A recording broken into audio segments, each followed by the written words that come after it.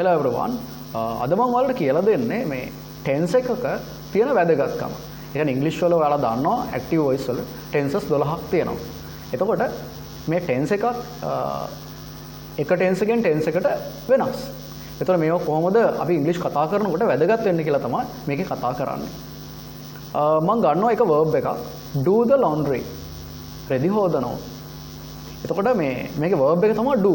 do තමයි tense එකෙන් tense එකට වෙනස් වෙන්නේ. පළවෙනි එක simple present tense. මම සාමාන්‍යයෙන් රෙදි හොදනවා හැමදාම. I usually do the laundry every day. මම simple past tense. මම රෙදි හේදුවා ඊයේ. I did the laundry yesterday. do තමයි වෙනස් වෙන්නේ did කියලා. simple future tense. රෙදි ගොඩක් තියෙනවා අම්මා කියනවා රෙදි ටික හොදලා දාන්න කියලා. එතකොට ඔයා කියනවා හරි මම රෙදි ටික හොදන්නම්. okay I will do the laundry. ඕනනම් I will කැටි කරලා කියනවා okay I'll do the laundry. present continuous tense. මම මේ දැන් රෙදි හොදන ගමන් ඉන්නේ. එහෙනම් I am doing the laundry now. past continuous tense. අතීතයේ නිශ්චිත වේලාවක මොන හරි කර හිටියා.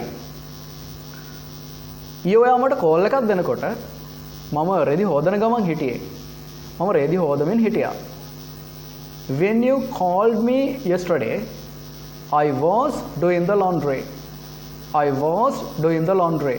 මම රෙදි හොදමින් හිටියේ.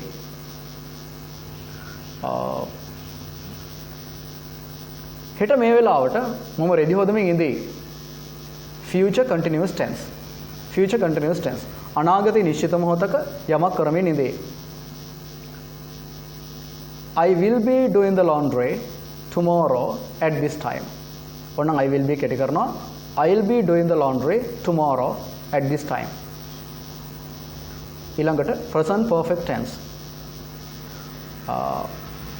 මම රෙදි හොදලා තියෙන්නේ. මම දැන් රෙදි හොදුවා විතරයි. මම රෙදි හොදලා තියෙන්නේ I have done the laundry. කැටි කරා ඕනනම් I have කැටි කරන්න පුළුවන්. I have done the laundry. මම රෙදි හේදුවා විතරයි. I have just done the laundry. past perfect tense. අතීතයේ නිශ්චිත මොහොතක යමක් කරලා තිබුණා කියලා කියන්නේ පාවිච්චි කරන්නේ. ඊයේ මං ගෙදර එනකොට අම්මා මගේ රෙදි ටික හොදලා තිබුණා. Yesterday, when I came home, my mother had done the laundry. ඊළඟට future perfect tense. මම රෙදි හොදලා තියෙයි 5 වෙනකොට. I will have done the laundry by 5 o'clock. present perfect continuous tense. ඒ කියන්නේ අතීතයේ නිශ්චිත මොහොතක පටන් අරගෙන මේ දක්වා යමක් කරගෙන ඉන්නවා කියන තමයි පාවිච්චි කරන්නේ. present perfect continuous tense. මට මහන්සි මම රෙදි හොදමින් ඉඳලා තියෙනවා දැන් පැයක් විතර. I'm tired. I have been doing the laundry for an hour. නැත්නම් I have කැටි කරලා කියනවා I've been doing the laundry for an hour now. I'm tired. ඉතින් ඔයාලට පේනවා ඇති මම මෙතන දැන් tenses 10ක් විතර පාවිච්චි කරා. ඉතින් එක tense එකක් අනිත් tense එකට වඩා වෙනස්. එතකොට ඔයාලට අවබෝධය තියෙන්න ඕන කොහොමද verb එක වෙනස් වෙන්නේ කියලා. අනිත් එක තමයි අපිට අර්ථවත් විදිහට වාක්‍ය කතා කරන්න මේ හැම tense එකක්ම වැදගත්.